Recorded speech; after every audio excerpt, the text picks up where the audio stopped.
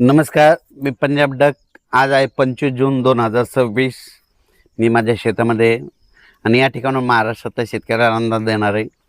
सर्वप्रथम शेतकऱ्याला सांगू इच्छितो की शेतकऱ्यांना आज 25 तारखेपासून आणखीन जवळपास 10 जुलैपर्यंत चांगला दररोज भाग बदलत वेगवेगळ्या भागात पाऊस पडणार आहे आणि सर्व शेतकऱ्याची पेरणी होणार आहे. म्हणून हा अंदाज लक्षात घ्यायचा. आता ज्या ज्या भागात पाऊस पडलाय आणि ज्यांच्या भागामध्ये जमिनीमध्ये ईदभर ओल असेल तर तुम्ही तुमचं पेरू शकता. मी देखील आज सकाळी सकाळी कशामुळे आलो की आम्हाला खूप पाऊस झाला, ओल आहे, पण आता ना इथं ट्रॅक्टर चालत नाही, त्याच्यामुळे आम्ही आजच्या दिवस पेरणीसाठी थांबवलो. पण शेतकऱ्याला सांगू इच्छितो की पाऊस पडल्याच्या नंतर जमिनीमध्ये ओल तपासून पेरणी करायला काही हरकत नाही, म्हणून हा अंदाज लक्षात घ्यायचा. आणि परत सांगतो की काही काही भागामध्ये अद्याप काही ठिकाणी पाऊस पडला नाही, त्या भागात देखील पाऊस पडणार आहे ह्या 10-12 दिवसामध्ये.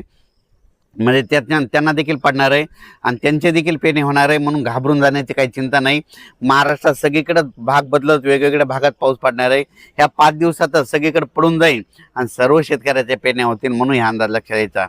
त्याच्यानंतर काय झालं, सोलापूर जिल्हा, धाराशिव जिल्हा, लातूर जिल्हा, बीडचा इकडला कडाष्टी भाग आणि पश्चिम महाराष्ट्रातल्या शेतकऱ्याचे फोन आले. आमच्या भागामध्ये काही भागात पाऊस पडला आणि काही भागात आलाच नाही, तर त्यांच्यासाठी सांगू इच्छितो म्हणजे आज देखील म्हणजे 26 ते 30च्या दरम्यान मग तुमच्या पश्चिम महाराष्ट्राकडं सांगली जिल्हा, सोलापूर जिल्हा, कोल्हापूर जिल्हा, धाराशिव जिल्हा, हे पुन्हा असंच इकडं मराठवाड्यातला बीड, लातूर, ह्या पट्ट्यामध्ये काय होणार आहे 26 ते 30च्या दरम्यान चांगला पाऊस पडणार आहे आणि त्यांच्या देखील पेरण्या होतील, म्हणून ह्या अंदाज लक्षात द्यायचा. ह्या पावसात जर चांगली ईद बरोबर गेली तर तुम्ही देखील पेरणीचा निर्णय स्वतः घेऊ शकता.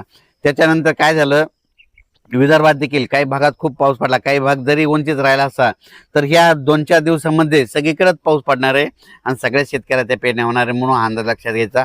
दुष्काळ वगैरे पडणार नाही, म्हणून हे लक्षात घ्यायचं. उत्तर महाराष्ट्राकडे नंदुरबार जिल्हा झालं, धुळे जिल्हा झालं, जळगाव जिल्हा झालं, नाशिक जिल्हा झालं, त्या भागात देखील काय होणार आहे, जरा जास्तच पाऊस पडणार आहे, म्हणून त्यांनी देखील जमिनीची ओल पाहता तुम्ही तुमच्या पेरणीचा निर्णय घ्यायचा. मुंबईला देखील, मुंबई पुणे तिकडे देखील काय होणार आहे, म्हणजे जुलैच्या पहिल्या आठवड्यात मुसळधार पाऊस होईल, अतिवृष्टी होणार आहे, म्हणून हे देखील मुंबईच्या जुलैच्या पहिल्या आठवड्यातला अंदाज लक्षात घ्यायचा. जुलैच्या पहिल्या आठवड्यात देखील महाराष्ट्रात काही भागामध्ये काय होणार आहे, ठिकठिकाणी अतिवृष्टी होईल, काही भागात मुसळधार पाऊस होईल, कुठं रिमझिम होईल, म्हणून जुलैच्या पहिल्या आठवड्यात देखील पाऊस पडणार आहे, म्हणून हे देखील सर्व शेतकऱ्यांना अंदाज लक्षात घ्यायचा. तो पाऊस काय होणार आहे, सगळीकडे नाही पडणार, पण काही भागामध्ये जरा जास्तच पडणार आहे. आणि ज्या तळ्यामध्ये पाणी आतापर्यंत अद्यापही नाही तर ती पाझर तलाव, त्याच्यामध्ये काय होईल जुलैच्या पहिल्या आठवड्यामध्ये. सांगायचं झालं तर उत्तर महाराष्ट्रामध्ये नंदुरबार जिल्हा, धुळे जिल्हा, जळगाव जिल्हा, नाशिक जिल्हा, अहिल्यानगर, इकडे संगमनेरच्या खाली ओझर, पुन्हा निळवंडे धरण, त्या परिसरामध्ये कॅचमेंट एरियामध्ये चांगला म्हणजे जुलैच्या पहिल्या आठवड्यात पाऊस पडणार आहे आणि त्या धरणामध्ये आवक यायला सुरुवात होणार आहे, म्हणून हा अंदाज त्या शेतकऱ्यांना लक्षात द्यायचा. तसंच राज्यात देखील काय होणार आहे, जिथं पाऊस पडला तिथं वडे नाल्याला पाऊस येणार आहे, काही भागात रिमझिम राहणार आहे, पण सगळीकडेच काय होणार आहे, वेगवेगळ्या भागात पाऊस पडणार आहे आणि सर्व शेतकऱ्याची पेरणी होणार आहे, म्हणून हे अंदाज लक्षात घ्यायचा.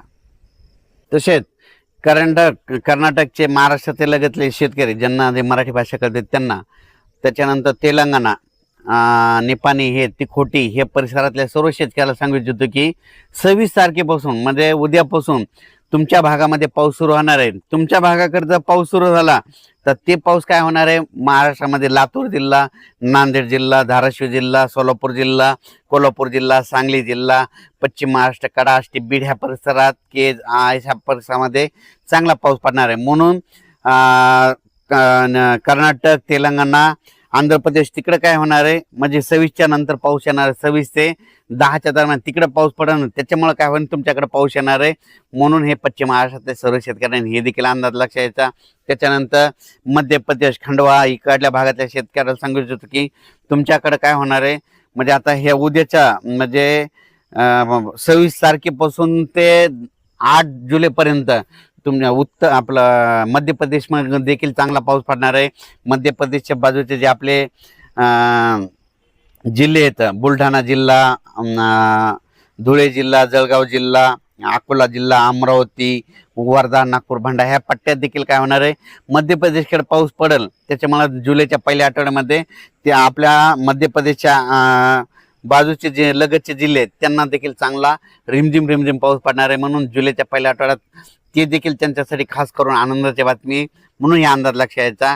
राज्यात मात्र दुष्काळ वगैरे काही पडणार नाही. जमिनीमध्ये ओल असेल तर तुम्ही पेरू शकता, पाहू शकता. हे माझ्या शेतामध्ये आमच्या खूप पाऊस झाला, आणखीन म्हणजे वापसा देखील नाही.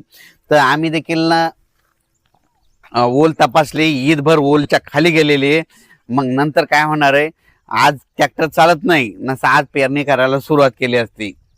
पाहू शकता ही ओल किती गेलेली आहे. इतकी जर ओल असेल तर पेरणी करायला काही हरकत नाही. हे पाहू शकता. आणखीन मध्ये इतकी जर ओल असली तर पेरणी करायला काही हरकत नाही.